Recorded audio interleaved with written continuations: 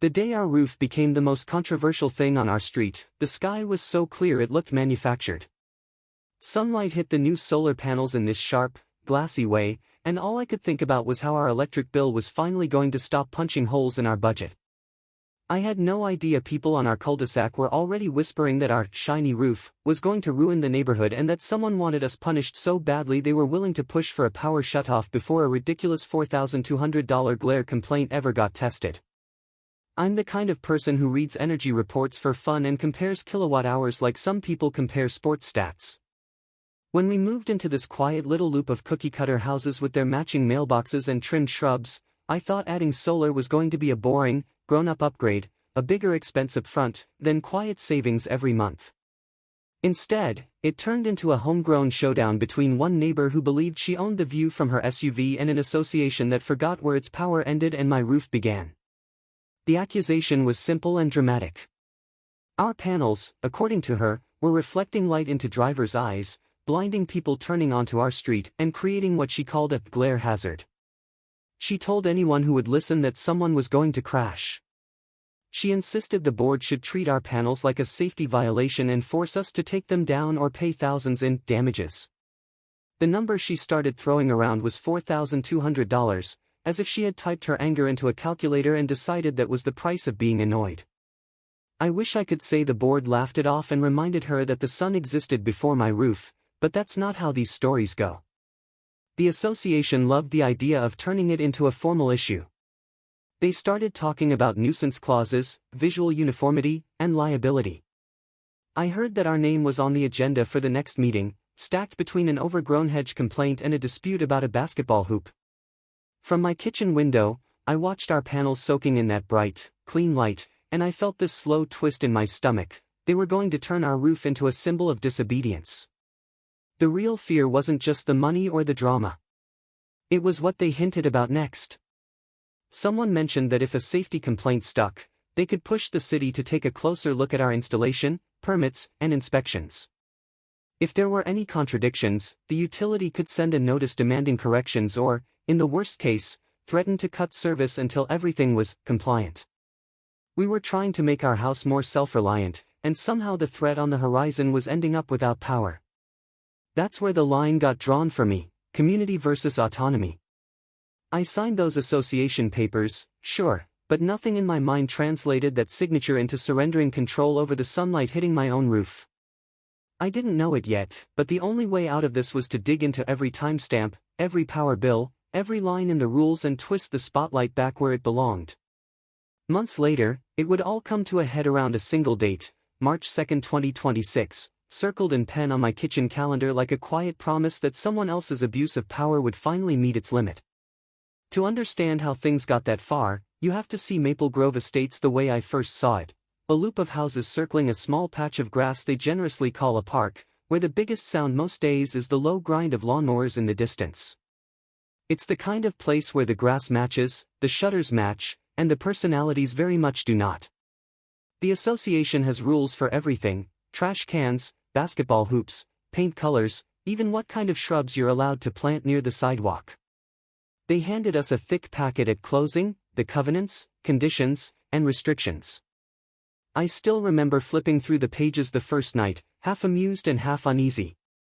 Buried in there, under a section about rooflines and chimneys, was CCR Section 7.8, a clause about roof-mounted equipment.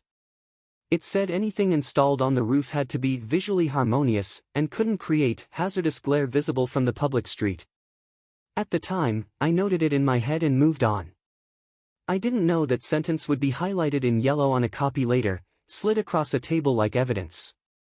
The board itself was a cast of characters that felt pulled from every homeowners association drama you've ever heard. The president, Mr. K, liked to talk about protecting property values more than he liked to talk about actual people. The treasurer, Ms. D, cared mostly about late fees and budgets.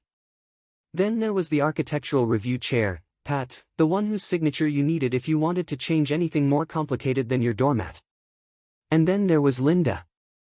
She lived at the mouth of the cul-de-sac, in the corner lot with the perfect flower beds and a little seasonal flag that changed with every holiday. She wasn't on the board, not officially, but everyone knew she was the eyes and ears of it. If your trash can lingered at the curb past noon, she noticed. If your kid chalked too close to the sidewalk, she noticed. I heard stories about her sending screen-length emails about garden ornaments being too reflective. She had turned being a difficult neighbor into a kind of hobby, the star of her own ongoing Karen neighbor drama whether anyone else wanted to be in it or not. When we first moved in, we kept things simple. Fresh paint, updated faucets, nothing flashy. But solar had always been part of the plan. Energy prices kept climbing, storm seasons felt more intense every year, and the idea of turning our bare roof into a working engine appealed to me in a way I couldn't really explain. It felt like progress. It felt like control. I started collecting quotes, layouts, and spec sheets from installers, stacking them in a neat folder like a kid assembling a dream project. The rules said we had to submit an architectural request before anything happened, so I did. I filled out the form line by line, panel layout, number of panels, inverter location, conduit path. I attached a diagram that showed how the panels would sit flush with the shingles instead of sticking up at a weird angle. I added the manufacturer's spec sheet that mentioned anti-reflective coating and low-glare glass in dry technical language that I somehow found comforting. The top of the form got stamped received June 2nd, the first official date in this whole saga, and I filed a copy away with CCR Section 7.8 paper clipped to it as my first little piece of evidence. It took weeks to hear back. That's how it always goes with committees. They met once a month, always just after sunset on a weekday. While we waited, we watched the sun lay these wide golden bands across the roofs at the end of the street, bouncing off windshields and kitchen windows in ways nobody had ever called hazardous before. I remember thinking how ironic it was, the same light that painted the right kind of house was apparently a problem if it touched the wrong surface. Eventually, the approval came through. Not a warm, friendly yes, but a clipped, conditional one. The panels had to be all-black modules, flush with the roof, no visible silver framing. Conduit had to be painted to match the siding. In short, it had to be the kind of solar installation that tried its hardest to pretend it wasn't there. Fine with me. I wasn't trying to build some spaceship roof. I just wanted clean energy and a quieter bill. Word travels fast on a cul-de-sac. I hadn't even scheduled the install when I saw Linda across the street, hands folded, eyes on our roof like she was rehearsing an argument in her head.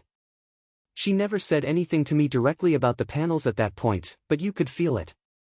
The looks, the little huffs when she drove by, the way she lingered at the end of our driveway as if staring at the sky could change what the board had already approved. By late summer, the contract was signed, the down payment paid, and an installation date set for a bright Friday in September. The crew would show up at dawn, we'd listen to the thump of boots and the whine of drills, and by sunset our house would finally start earning something from the light it took all day. I knew, somewhere in the back of my mind, that not everyone would be happy. I just underestimated how far someone was willing to go to make sure their sense of control didn't lose ground to my roof. Installation day started before the birds. I woke up to the soft clatter of ladders being unstrapped from trucks and the low rumble of engines idling along the curb. The air was cool, but the forecast said full sun by mid-morning. I walked out with a mug of coffee and watched as the crew measured, snapped chalk lines, and laid out rails in careful rows. Our house, for the first time since we moved in, felt like the center of something big. The panels went up in a rhythm. Rail, bracket, module, clamp. I watched them tilt each panel, lock it in place, then move to the next. It was almost soothing. Around mid-morning, I noticed curtains twitching across the street. People were curious, they always are when work trucks show up. But at the corner house, I saw more than curiosity. Linda stood near her front lawn, arms crossed, phone in hand, staring at the panels like they were a personal insult. By noon, the dark glass was in neat rows across the south-facing side of the roof. The sun had climbed high enough that its light brushed the panels almost straight on, and for a moment they looked like a calm, black pond set into the shingles. No blinding laser beams, no dramatic reflections slicing across the street, just a soft, dull sheen. Still, I could feel eyes on the house, the quiet calculation of people deciding how they felt about seeing something new in a neighborhood that loved sameness. The final step was connecting everything, the inverter mounted neatly on the side of the house, the conduit tucked tight, the shutoff clearly labeled. The lead installer walked me around, showing where everything was and explaining how the system would power up once the utility gave the green light. I remember the faint hum of the equipment test and the way the sunlight warmed the side of my face as we stood there, the day so bright it made even the asphalt gleam. For me, it was a promise: lower bills, a smaller footprint, a little bit of independence. The first sign of trouble wasn't a letter or an email. It was the way cars started slowing as they turned into the cul-de-sac. A few drivers squinted up toward our house, not because they were blinded, but because there was something new to see. One of them was Linda, wool gripped tight as she crept past, craning her neck, then giving this sharp little shake of her head like she had already made up her mind. It felt less like curiosity and more like someone scouting for an angle. Later that afternoon, I stood at the end of the driveway, watching the late sun shift. I paid attention to where the light went, across the cul-de-sac, over the tops of cars, into trees. Was there a moment when a flash of light bounced from the panels onto a windshield? Maybe a brief flicker, no worse than the way sunlight slides across any glossy surface. That's all it took, though. If you wanted to see a problem, you could frame that blink of light as a crisis. The official complaint landed a few days later. The association sent a notice labeled "Preliminary Review, Glare Concern," with our address bolded at the top. The board claimed they had received complaints from a concerned homeowner, stating that the reflection from our solar panels was impairing visibility for drivers. They referenced CCR Section 7.8 by number, highlighting the line about hazardous glare visible from the public street.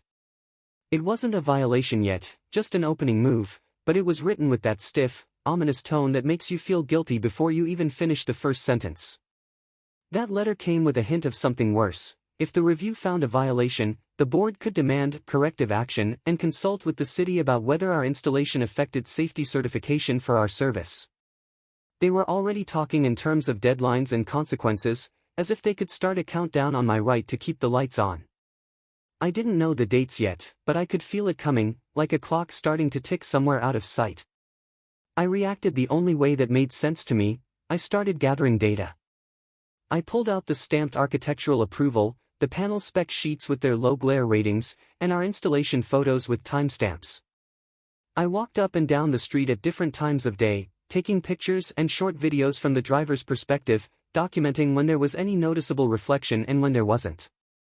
Morning, midday, late afternoon. Clear skies, a few clouds. I wanted proof that whatever flash of light people claimed to be seeing wasn't some constant blinding beam. As I did, something started to crystallize. This was not really about safety. Most of the neighbors drove past our house without even looking up. On days when the sun hit a dozen car windshields like polished mirrors, nobody filed a complaint. The only real constant was that the panels were on my roof, and some people in power didn't like that they couldn't control what I chose to do with it. The committee could control shrubs and fences and mailbox colors, but the moment someone used their lot to step outside the aesthetic script, they felt threatened. The association sent another notice, this time saying they intended to perform a site observation during a certain time window in the afternoon when the glare was allegedly worst. They asked us to refrain from altering the installation until they completed their review. I reread that line more than once. We had no plans to alter anything, but the wording made it sound like they expected obedience while they judged whether our roof was allowed to stay as it was. The silly part was, if you stood on our street at that time of day, the brightest glare didn't even come from our panels. It came from the bare, light-colored roof across from us and the chrome trim on cars parked along the curb. One afternoon, as the sun sank lower, I watched a blinding streak shoot straight off the windshield of a parked SUV, lighting up a front window down the block. Nobody was petitioning to ban cars. It made their whole angle feel even more like a weaponized preference than a real concern. As the days ticked by, the tension settled into the rhythm of the neighborhood. Sprinklers still hissed in the evenings, kids still biked around the circle, dogs still barked at delivery trucks, but beneath all of it was this quiet little fault line running under our house. A few neighbors gave us sympathetic nods when they walked by. Others avoided eye contact. Linda kept her distance, but I could see her watching our roof during those late afternoons, her gaze fixed, waiting for some shard of light she could hold up as proof that she was right and we were out of line. I filed away each notice and email, adding them to a growing stack in a folder labeled Solar HOA. The stamped approval, CCR Section 7.8, the preliminary glare letter, my printed photos with handwritten notes about time of day, each page felt like a brick in something I was building. I didn't know yet what the final shape would be, only that the story they were trying to write about my roof wasn't the one I planned to let stand. The day of the site observation, the sky was that flat, bright blue that makes everything look harsher than it actually is. The association picked a late afternoon window, right when the sun dipped low enough to skim along the rooftops and send light into every surface it could. They framed it as a neutral check, but it felt more like they were choosing the most dramatic angle possible to see what they already wanted to see. I knew roughly when they'd arrive, so I walked the sidewalk myself beforehand, just to see what they might claim. I watched the light travel across the cul-de-sac. For a few minutes, there was a brief glimmer off the panels, a soft, muted shine more like a reflection off a dark car hood than anything Hollywood level. Then the angle shifted, and the brightest glare jumped to the chrome of a parked truck and the pale roof across the way. If anything was sending direct light across the street, it wasn't our glass. A little while later, the observation team showed up, Mr. K, the treasurer, and Pat from Architectural Review. They walked slowly, clipboards in hand, pausing in the middle of the street and at the corner where cars turned in. They looked up at our roof, then down at the pavement, then at the houses opposite ours, as if they were surveying a crime scene instead of a normal suburban block. The air was still, the faint hum of distant traffic the only background noise while they stood there staring. I could tell when they hit the time of day they'd been banking on. The sun slid just enough that a faint line of brightness moved along the roof edge, then brushed the panels. For a moment, there was a quick silver blink across a side window on a house across the street. It lasted seconds. I saw Mr. K mark something down, as if they'd caught my roof misbehaving on camera. None of them turned to document the fact that 4 other surfaces were throwing sharper light into the street at the same time. They never spoke to me that day. They never knocked. They just stood there, recorded whatever they wanted from their narrow angle, and left. That silence said more than any speech could. They weren't interested in understanding anything. They wanted permission to escalate. And I had the creeping sense that they thought I wouldn't see their next move coming until it showed up in a certified envelope. The neighborhood mood shifted after that. It wasn't loud or obvious. It was more in the way some people smiled a little too tightly when they walked by, or how the cars slowing at the entrance to our cul-de-sac lingered just a bit longer, as if their drivers were curious whether the rumors matched the reality. A soft gust moved leaves along the curb that week, and even that felt like a quiet whisper of something getting ready to turn. One afternoon, as the sun leaned west, I stood at the corner where drivers turned in, just like the board had. I watched the street for 10 minutes. In that whole time, the only thing that really bothered my eyes was the reflection off a neighbor's polished SUV. Still, the story spreading wasn't about that SUV. It was about the solar house, and how it was blinding people. I knew where that phrasing came from without asking. The next letter confirmed it. This one was labeled Glare Concern Follow-up, Pending Determination. The board summarized their on-site observation, noting that at a specific time, light from our panels appeared to direct a noticeable reflection toward the street and adjacent homes. They were concerned about potential hazard, and they were considering further enforcement under CCR Section 7.8. No violation yet, but the tone was moving, inch by inch, in that direction. They wanted written input from us. That part, at least, was an opening I could use. I sat at our kitchen table that night, the smooth surface cool under my forearms, and drafted a response. I described the layout, the low glare modules, the angles, the brief nature of any reflections. I attached a copy of the manufacturer's spec sheet again, circling the section that explained how the glass was engineered to absorb, not scatter, light. I included a few photos taken from the driver's perspective showing our panels as dark, non-reflective rectangles, while other surfaces nearby gleamed like mirrors. I kept it factual, not emotional, but between the lines I made one point very clear: sunlight exists everywhere. If they were going to label every flash of light a hazard, they would have to start inspecting every car, every window, every chrome railing on the block. This, I reminded them, was about how they applied the rules, not just about where the sun happened to hit. Weeks slipped by, and the conflict settled into that strange quiet before something breaks. It was still, but it wasn't over. I went about my days, checked the monitoring app for our solar production, and watched the numbers climb. Every kilowatt-hour produced was a small relief from the rising rates. Every month, the power bill shrank just a bit more, and I saved each bill in a folder, lining them up in order like stepping stones. I didn't know it yet, but eventually those bills would become another piece of the record I'd use against them. The calendar edged closer to winter, and the sun's path changed. The rays came in lower, spreading a different pattern of light on the roofs and driveways. If the glare had truly been catastrophic, someone would have driven off the road by then, or at least filed a complaint with the city. But the only complaint still alive was the one clinging to our association committee. They had a new term for it now, one that started to appear in their internal notes: glare nuisance. That phrase made its way into an email I saw later, in a screenshot another neighbor quietly shared with me. It was from Linda to the board, asking when they would finally do something about the glare nuisance at the top of the cul-de-sac. She said it made daily life unbearable and suggested a special assessment for corrective work if we refused to alter the installation. She ended it by saying that if the board didn't act, they might have no choice but to involve higher authorities. With that, the stage was set. A garden variety complaint had turned into a test of how far a small committee could stretch a rule to control one house. And I could feel the transition coming, from quiet pressure to something much heavier. If I didn't redesign or remove part of my own system on their terms, they'd try to make it hurt financially and bureaucratically. My roof, my energy, my bills, they were all bargaining chips in a little game centered on control. By that point, the pattern was impossible to ignore. We had a permitted, approved solar installation, a stack of spec sheets and bills proving it worked as intended, and one neighbor's obsession had driven the board to invent a glare nuisance and threaten a $4,200 charge while hinting at dragging the utility and the city into it.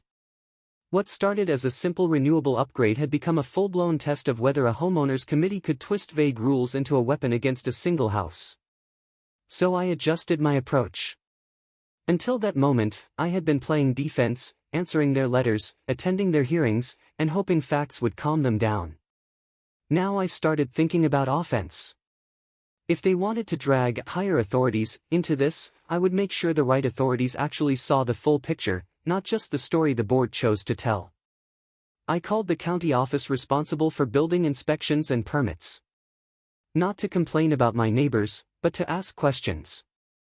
I explained the situation in neutral terms: permitted rooftop solar, anti-reflective modules, association alleging dangerous glare, threatened fines.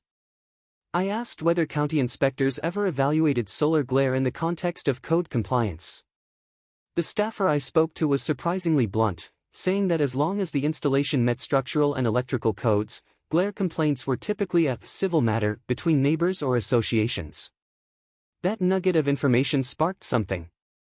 If the board was going to name-check city and utility oversight as leverage, I wanted a clear, documented statement from someone whose job actually involved safety.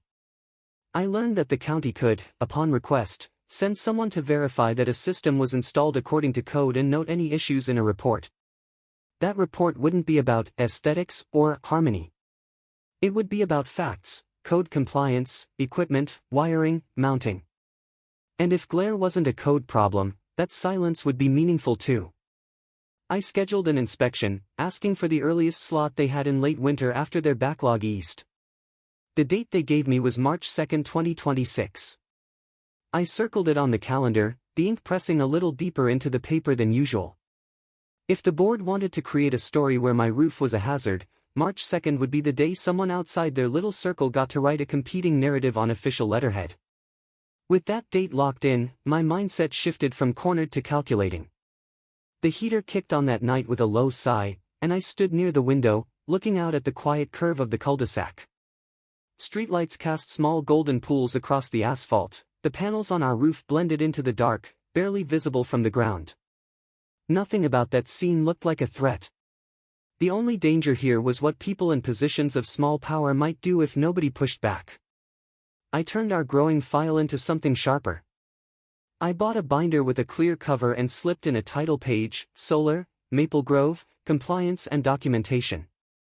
Inside, I created sections: approvals, with the stamped architectural request and permit; specifications, with the manufacturer's anti-reflective data; usage and benefit, with our power bills showing reduced draw from the grid; correspondence, with every letter and email from the board; regulations, with county guidelines on glare and rooftop solar.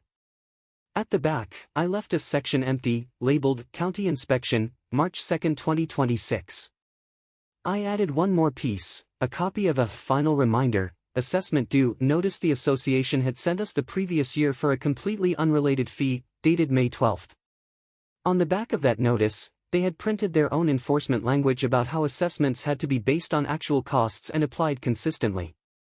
I highlighted that and tucked it into the binder. If they were going to invent a $4,200 charge labeled glare abatement, I wanted their own printed words about fairness and consistency sitting right there next to it. Meanwhile, I kept collecting small observations. I noted times when glare from other houses or cars was noticeably brighter than anything from our panels. I wrote down dates when sunlight bounced from another roof straight into a second-story window down the block. I didn't have to exaggerate, reality provided enough examples of how ordinary reflections behaved. All of it went into my notes, not as a set of accusations, but as context, proof that we lived in a world where light bounced, and my roof was just one more surface in that shared environment. What the board didn't know was that by the time they were drafting their next thread about a glare nuisance charge and hinting at service consequences, there was already another clock ticking, one they hadn't started themselves. While they leaned on letters and fees, a county inspection date sat quiet on my calendar, waiting to turn their favorite weapon, higher authorities, in a direction they were never planning on. I didn't call an attorney or launch some massive campaign yet. That would come later, if needed. At this stage, my retaliation was quieter but more focused. I was building a record that would outlast their spin. Every time they sharpened their language, I sharpened my evidence. Every time they leaned on the idea of power, I leaned on facts with real jurisdiction behind them. From the outside, it probably looked like nothing was happening. The cul-de-sac stayed calm. Dogs still barked at the same mail truck. Kids still rode scooters along the crack in the pavement that everyone knew to avoid. But inside my house, on my kitchen counter and dining table, the pieces were sliding into place. There was their made-up glare nuisance story, held together by pressure and repetition. And then there was the quieter story taking shape in my binder, and on that March 2 date, a story about limits, about how far control can stretch before something stronger snaps it back. In the weeks after I circled March 2 on the calendar, the air in our house felt different. The heater still cycled on with that low, steady rush through the vents, the fridge still hummed, the panels still did their quiet work on the roof, but underneath all that background noise was a new current. I wasn't just waiting for the board's next move anymore. I was planning mine. The first step was simple but deliberate. I drafted a letter to the board, sent by certified mail just like theirs. I acknowledged their glare nuisance decision, then laid out, calmly and in writing, that a county field inspection was scheduled for March 2, 2026, to verify compliance with structural and electrical codes. I noted that glare was not a listed code violation and that until that inspection was complete, any attempt to impose a $4,200 glare abatement charge would be premature.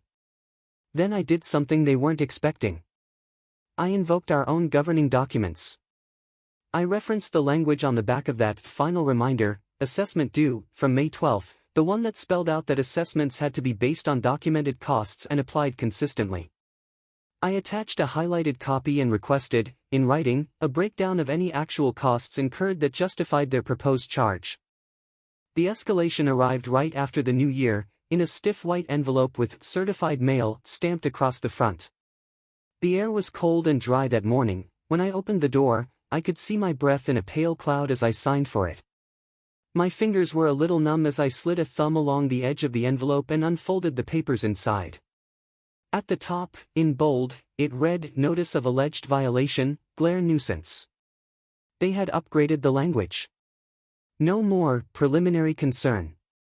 Now it was an actual allegation, complete with references to CCR Section 7.8 and a new interpretation that said our panels created, repeated, hazardous glare conditions visible from the public street and neighboring lots.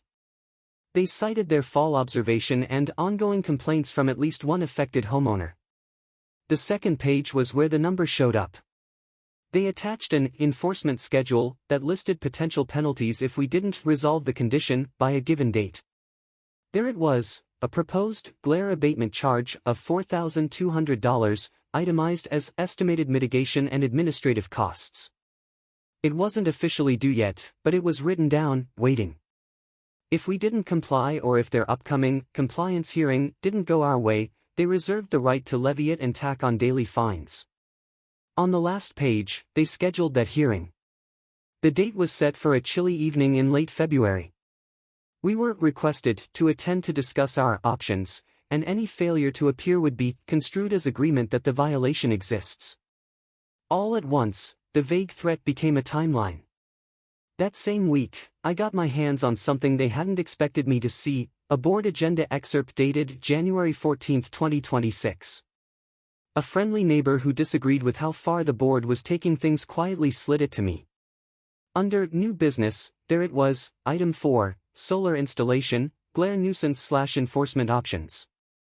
Beneath that, a bullet point about authorization to consult with city and utility regarding potential safety noncompliance and service implications if homeowner refuses corrective action. It hit me then. They weren't just aiming for the money. They were prepared to push this into a place where the utility might question our system's status, waving around their glare complaint and dressing it up as a safety issue. If the utility got nervous, they could start sending their own notices, and one of those, in its worst form, could threaten a shutoff unless issues were resolved. They were trying to bend bureaucratic systems to pressure me into backing down. This stopped being about one quiet roof the moment I realized they were willing to gamble with whether my house stayed powered.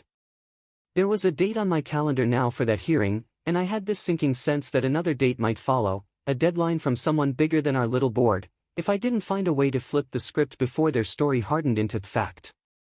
So I doubled down on the evidence.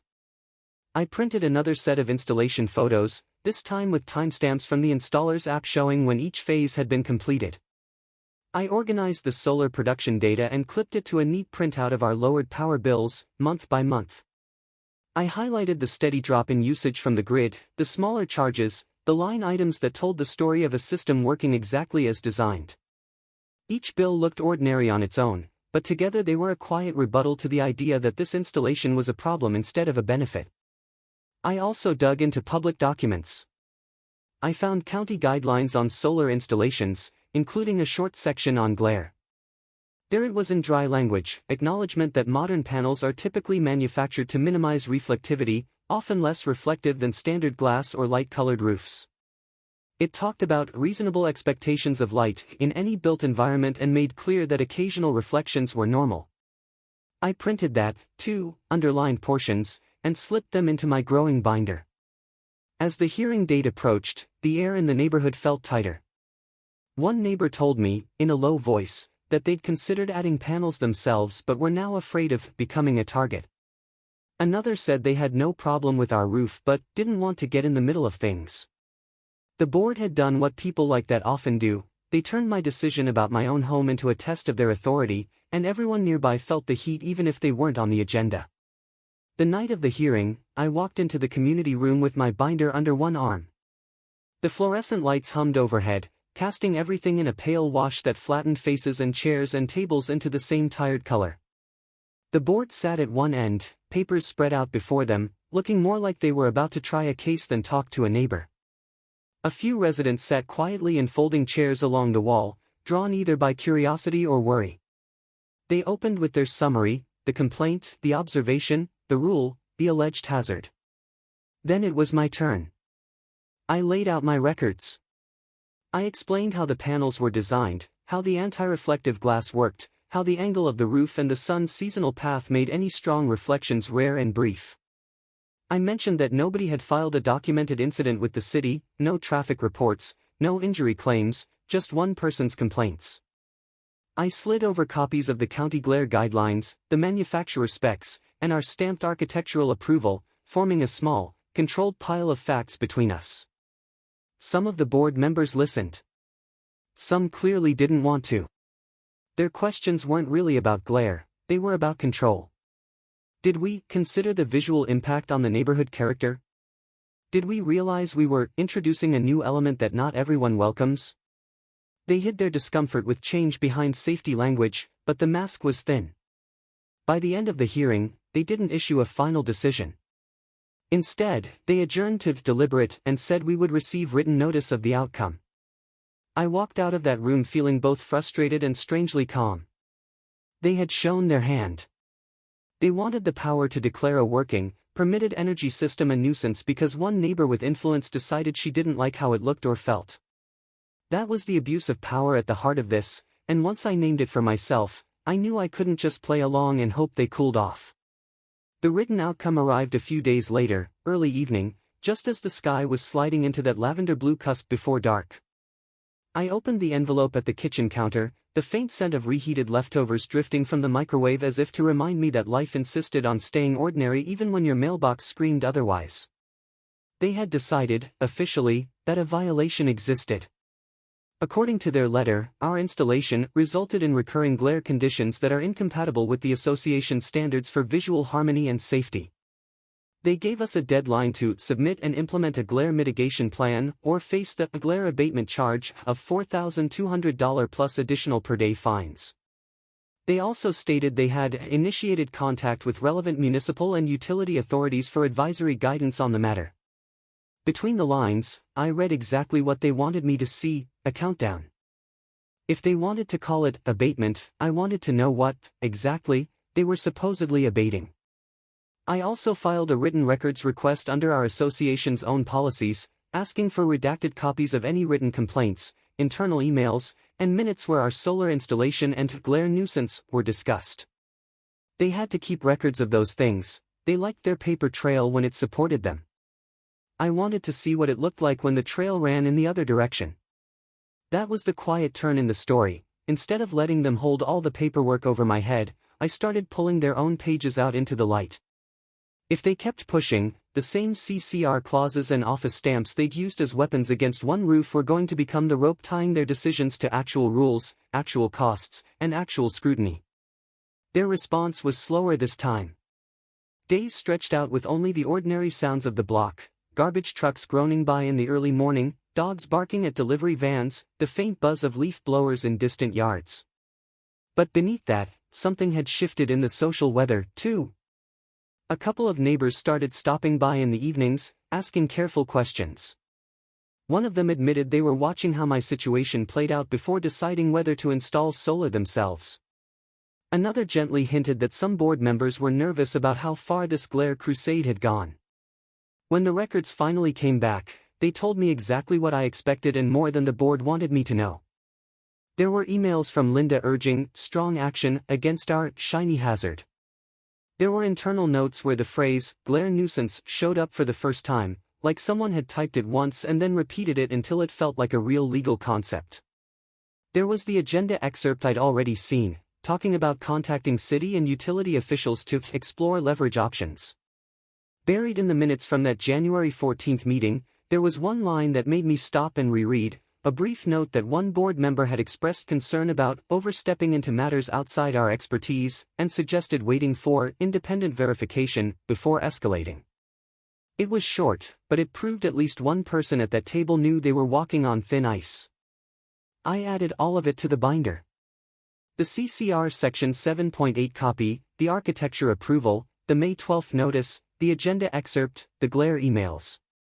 Together, they formed a story, not about safety, but about how a small group of people tried to bend vague rules until they fit one neighbor's obsession. March 2, 2026, arrived cold and bright. The morning light came in sharp through the windows, turning the steam from my coffee into a faint, shimmering column in the still air. The sky was that hard, clear blue that made every edge look more defined. It was almost too perfect for what the day was about to test. The county inspector pulled up in a plain vehicle with a magnetic badge on the door. No drama, no flashing lights, just the quiet authority of someone whose job was to deal in codes and measurements, not neighborhood politics. We walked the property together. He checked the inverter, the disconnect, the mounting hardware. He noted the permit number on his tablet and compared it to his records. Then he did something the board had never bothered to do. He stood in the street at different spots and actually observed. He looked up at the roof from the entrance to the cul-de-sac, then from the sidewalk directly across from our house, then from the driveway of the house that supposedly suffered most from our glare. He checked it a couple of different times that morning, making notes about sun angle and surface reflection. It was almost anticlimactic. At one point, he pointed out, not as a legal opinion, just as an observation, that the standard asphalt roof across the street and a few car windshields were reflecting more direct light than our panels. He reminded me that his job wasn't to referee disputes about aesthetics, only to confirm code compliance, but the implication was clear: nothing about our installation looked like an actual hazard. He explained that his report would state whether the system was installed to code, whether there were any corrective items, and whether there was any code-related concern for public safety. Glare, as he reminded me, wasn't a code violation by itself. Once the report was finalized, it would be part of the file, available to any agency or association that wanted to know if our system passed muster. When he left, the house felt different again. The heater kicked back on with a low rumble, the way it always did, but now I knew that buried somewhere in the county system, our panels had just been given a clean bill of health by someone who actually had the credentials to make that call. It wasn't everything, but it was a foundation. A week later, the report arrived. It was called a field inspection summary, a few pages long, formatted in that dry, official style that never wastes a word. It confirmed the permit, the installation date, the system details. Under findings, it noted that the array was mounted according to manufacturer specifications, wiring and disconnects met code, and no structural or safety violations were observed. There was one line I read over and over: observed surface reflectivity of roof-mounted modules appears comparable to or less than that of adjacent roofing and glazed surfaces under current conditions. No glare-related code issues identified. It didn't sound dramatic, but it was the closest thing to an expert saying, in writing, that the story the board was telling about our dangerous glare didn't match reality. I made several copies. One went into the binder. One went into an envelope addressed to the board, along with a cover letter. In that letter, I included a simple request, that they place the county report in our association's official records and reconsider any enforcement predicated on the idea that our installation was a hazard. Then I sent a polite email to the utility contact I had spoken with on the phone weeks earlier. I attached the report and asked a narrow question: whether, with this inspection on file and no code issues identified, there were any active or pending concerns regarding our service. The reply came back by the end of the week. Our account was in good standing. They had no service changes planned and had no intention of acting on aesthetic complaints unless supported by a safety violation. I printed that email and placed it behind the county report in my binder.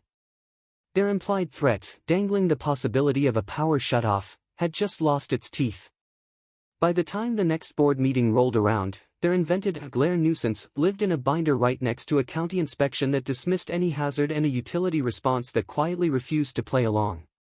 The only thing left to test was whether a small committee would double down on a story that had already fallen apart on paper, or fold under the weight of their own rules once someone held them up in front of a room full of neighbors. I made sure I was on the agenda for that meeting under homeowner comments. When I walked into the community room, the fluorescent lights hummed overhead again, that same pale wash turning table edges and chair legs into dull lines. But this time, I didn't feel like I was walking into a trial. I felt like I was bringing in a case file. The board started with the usual business: landscaping contracts, budget notes, a small dispute about trash can timing. Then they reached the item labeled solar installation, glare nuisance status. Their summary was shorter than before, more cautious. They referenced the prior violation notice and the pending mitigation deadline, but they hesitated to go into detail. The room was fuller than usual, people were curious now. When it was my turn, I opened the binder. I didn't raise my voice. I didn't need to. I walked through the timeline using their own documents: the stamped architectural approval, the CCR Section 7.8 text, the preliminary letters, the certified notice of alleged violation, glare nuisance. I held up the May 12th final reminder that described how assessments had to reflect actual costs and use their own language to ask what, exactly, cost $4,200 to abate in a situation where no code issue existed and no incident had ever been reported to the city. Then I set the county's field inspection summary on the table, along with the utilities email. I explained, for the benefit of everyone in the room, that a licensed inspector had found no safety violations, that glare levels from our panels were comparable to surrounding surfaces, and that the utility had confirmed they had no intention of altering our service. The threat that had been held over my roof, the hint of a power shutoff notice looming if we didn't comply, had evaporated in the face of actual authority. I didn't accuse anyone by name. I didn't have to. The contrast spoke for itself. On one side, emails about the glare nuisance and talk of leverage. On the other, actual regulations saying glare wasn't a code issue and a report confirming compliance. A murmur went through the room. A few neighbors shifted forward in their seats. One of them, the same person who had slipped me the agenda excerpt before, raised a hand during the comment period and calmly said they were uncomfortable with the idea of the board inventing large charges around vague concepts. Another mentioned that they got more glare off their own truck than off my roof. It wasn't a revolt. It didn't need to be. It was enough to break the illusion that the board spoke for everyone just because they spoke the loudest. The board went into a short closed-door session after the comments, leaving the rest of us sitting in that humming room with the faint smell of dry carpet and coffee hanging in the air. When they came back, their faces looked drawn. Mr. K cleared his throat and announced that, after reviewing additional information, they had decided to rescind the violation related to the glare issue and withdraw the proposed $4,200 abatement charge. They also said they would be reviewing and clarifying their policies around roof-mounted equipment to ensure clearer expectations going forward. It was their way of saving face, suggesting that the real problem was a gap in the rules rather than a misused rule. I didn't care what they called it. The threat was gone. That night, as the cold air pressed against the windows and the heater let out another steady sigh through the vents, I realized this wasn't just a petty neighborhood win. It was something bigger, the kind of arc people recognize when they hear a real HOA revenge story, a small, quiet pushback that proved there are limits to how far a committee can twist a line in a rulebook before something stronger, facts, records, community, pushes back. The aftermath didn't explode. It settled. In the weeks that followed, the cul-de-sac slipped back into its usual patterns, but it felt different. The panels stayed exactly where they were, soaking in light on clear days and dull days alike. On late afternoons, I'd stand in the driveway and watch the way the sun slid across the roofs. There were still flashes of light, off windows, off cars, off the pale shingles 2 houses down, but now nobody pretended those were an emergency. The association quietly updated its guidelines a few months later. In a mailed packet, they added a section specifically about solar, referencing state and county policies. It said the board would not unreasonably restrict permitted rooftop systems and that any concerns about glare had to be evaluated in light of recognized standards and independent information. It was dense and boring, but I smiled when I read it. Buried in that bland language was an admission: they had gone too far, and they wouldn't be allowed to do it that way again. Linda's presence on the block dimmed, too. She still planted her flower beds and changed her seasonal flags, but the constant watchful energy cooled. Maybe she realized she'd pushed the board into a corner they couldn't defend. Maybe she simply didn't like being associated with a crusade that fizzled in front of a room full of neighbors. Either way, her influence was quieter. At the next election cycle, a couple of new names appeared on the ballot, people who talked openly about transparency, fairness, and respecting individual property rights within reasonable limits. They didn't run on my situation alone, but they didn't have to. People remembered the glare nuisance saga. They remembered seeing a violation letter undone, not by shouting, but by bringing in outside facts and asking simple, pointed questions. I kept the binder. I shifted the title page from Solar, Compliance and Documentation to something broader, Maple Grove, Records. Behind the solar section, I started another tab for other issues neighbors brought up, not to weaponize them, but to make sure stories like ours didn't vanish into quiet conversations and forgotten emails. Over time, a few neighbors came by to look at that binder when they had their own run-ins with vague enforcement. We'd sit at the dining table with the soft rattle of the air system in the background, and I'd walk them through how to keep their own paper trail. Looking back, what sticks with me most isn't the letters or even the county report. It's the way one small decision, to schedule that March 2nd inspection and build a record around it, shifted the balance. The board tried to pull power from every direction they could think of: rules, assessments, vague threats of service issues. In the end, the real power came from something they didn't control at all: outside standards, independent verification, and quiet, steady persistence. If someone had told me when we first signed that architectural request that it would turn into this kind of homeowners association drama, I would have laughed. I thought I was just installing panels. Instead, I ended up tracing the edges of what a committee can and can't do to a homeowner, and learning where the line actually held. At sunset now, when the sky goes soft and the light hits the panels at just the right angle, there's sometimes a faint, gentle sheen across the glass. Not a blinding beam, not a warning sign, just a reminder that our roof is working. Behind that quiet shimmer is a whole story, about control, about limits, about how one house on a sunny cul-de-sac refused to let someone else rewrite its relationship with the light above it. Tell me your shiny roof HOA horror in one line.